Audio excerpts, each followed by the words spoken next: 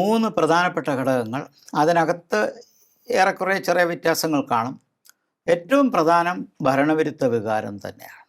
ഇടത് വിരുദ്ധ വികാരം എന്ന് പറഞ്ഞാൽ ഭരണവിരുദ്ധ വികാരം, UDF അനുകൂല വികാരം എന്ന് പറഞ്ഞാൽ LDFനെ കൊണ്ട് പൊറുതിമുട്ടി ഗവൺമെൻറ് മാറ്റണം എന്ന് ജനങ്ങൾ ചിന്തിച്ചു. എന്താണ് ഭരണവിരുദ്ധ വികാരമെന്ന് അത് കഴിഞ്ഞ് പറയാം. നമ്മളത് മറ്റൊരു വേദിയിൽ ചർച്ച ചെയ്തതാണ്. രണ്ടാമത്തെ കാരണം, കേരളത്തിലെ സാമൂഹിക വിഭാഗങ്ങൾ, പ്രത്യേകിച്ച് ന്യൂനപക്ഷ വിഭാഗങ്ങൾ, അവരുടെ ഏകോപനം അതിലേക്ക് ഇടതുപക്ഷം അവരെ കൊണ്ട് എത്തിച്ചു എന്ന് വേണമെങ്കിൽ പറയാം. അത് വഴിതെളിയിച്ച ഒരു വലിയൊരു ശക്തിയുണ്ട്. അത് തീർച്ചയായിട്ടും UDFന് ഗുണം ചെയ്തു. മൂന്നാമത്, LDFൽ പ്രത്യേകിച്ച് CPMൽ പാർട്ടിക്കകത്ത് തന്നെ ഏകാധിപത്യ സ്വഭാവത്തിനെതിരെ ഉണ്ടായ വികാരം, അണികൾ റിവോൾട്ട് ചെയ്ത് പുറത്തു വന്ന് പാർട്ടിക്കെതിരെ വോട്ട് ചെയ്തു. ചിലർ മെമ്പർഷിപ്പ് ഉപേക്ഷിച്ച് പുറത്തു വന്നു, മറ്റു ചിലർ പാർട്ടിക്കകത്ത് നിൽക്കുമ്പോഴും UDFന് അനുകൂലമായി വോട്ട് ചെയ്തു.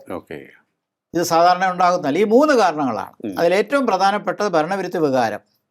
ആ ഭരണവിരുദ്ധ വികാരത്തിന് ഈ കഴിഞ്ഞ 10 വർഷത്തിൽ, പ്രത്യേകിച്ച് അവസാനത്തെ 5 വർഷത്തിലുണ്ടായ കാര്യങ്ങൾ: സാമ്പത്തികമായിട്ട് സംസ്ഥാനം തകർന്നത്, വിലക്കയറ്റം, രൂക്ഷമായ തൊഴിലില്ലായ്മ, കൊടിയ അഴിമതി. അത് പാർട്ടിയുടെ അഴിമതിയുണ്ട്, ഗവൺമെൻറ്റിൻ്റെതായ കെടുകാര്യസ്ഥതയും അതുമായി ബന്ധപ്പെട്ട അഴിമതി. അതോടൊപ്പം തന്നെ വിദ്യാഭ്യാസ രംഗത്തുണ്ടായ തകർച്ച, തൊഴിലില്ലായ്മ മാത്രമല്ല, പഠിക്കാൻ പോലും അണ്ടർ ഗ്രാജുവേറ്റ് പ്രോഗ്രാമിന് വെളിയിലേക്ക് ലക്ഷക്കണക്കിന് വിദ്യാർത്ഥികൾ പോകുന്നൊരവസ്ഥ, ഇവിടെ ഒന്നും ലഭിക്കുന്നില്ല എന്നുള്ളൊരു തോന്നൽ, ചെറുപ്പക്കാർ മൈഗ്രേറ്റ് ചെയ്യുന്നു. ആറാമതായി, പൊതു ആരോഗ്യരംഗത്ത്, പബ്ലിക് ഹെൽത്ത് കെയറിൽ ഉപകരണങ്ങളില്ല, ഡോക്ടർമാർ ആവശ്യത്തിനില്ല, മരുന്നുകളില്ല. അതേസമയം സ്വകാര്യ മേഖലയിലുള്ള മെഡിക്കൽ രംഗം, ആരോഗ്യരംഗം തഴച്ചു വളർന്ന് മൾട്ടിനാഷണൽ കമ്പനികൾ പോലും പ്രൈവറ്റ് ആശുപത്രികൾ വിലക്കെടുത്ത് നടത്തുന്നു. വാസ്തവത്തിൽ സാംസ്കാരിക നായകരിൽ സച്ചിദാനന്ദൻ പറഞ്ഞതാണ് ശരി.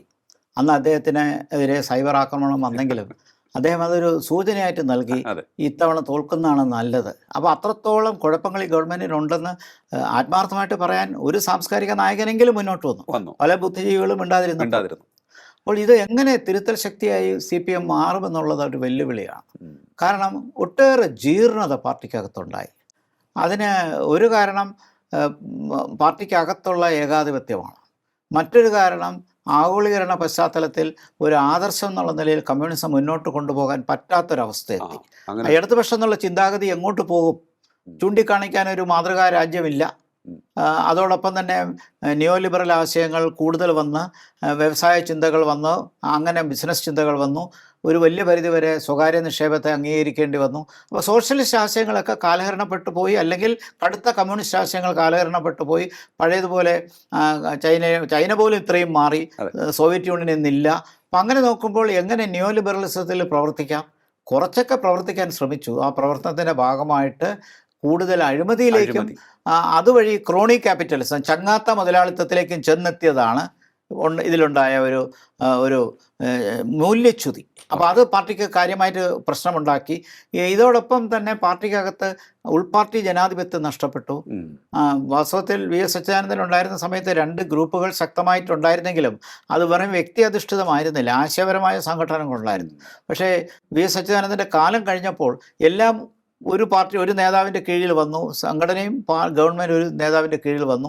കൂടെ നിൽക്കുന്നവരെ സഹായിക്കും, അല്ലാത്തവരെ ഒതുക്കും എന്നുള്ള നിലയിലേക്ക് കൊണ്ടുവന്നപ്പോൾ ആ രാഷ്ട്രീയം വല്ലാതെ കൈവിട്ടു പോയി. അപ്പോൾ ഇതിനെ എങ്ങനെ തിരിച്ചു കൊണ്ടുവരാൻ പറ്റും? ഒരു സെക്യുലാർ കൾച്ചർ കൊണ്ടുവരണം, ഒരു പ്രോഗ്രസീവ് കൾച്ചർ കൊണ്ടുവരണം, അതോടൊപ്പം ഒരു ഇടതുപക്ഷ ചിന്താഗതി ഉണ്ടെന്നുള്ള വ്യക്തമാക്കണം.